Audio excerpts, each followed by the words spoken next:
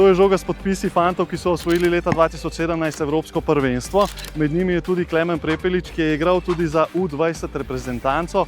Na evropskih prvenstvih U20 so igrali tudi Miloš Teodosić, Deni Avdija, Rudi Gobert, Bogdan Bogdanović, številni drugi zvezdniki. Zdaj bom jaz poskušal metati žogo kot oni, čeprav ne to, ker je preveč vredna, malo manjšo, pa poglejmo, kaj jaz znam. Nimam pojma. Letos bodo slovenski fantje igrali v Sloveniji, tukaj v Ljubljani v Stožicah. Lansko leto so bili bronasti na svetovnem prvenstvu, tako da verjamemo, da bodo posegli po najvišjih mestih. Mi Slovenci in Ljubljančani pa imamo to čas, da jih bomo lahko gledali v živo in zanje navijali, upajmo, v največjem možnem številu. Spet zgrešil.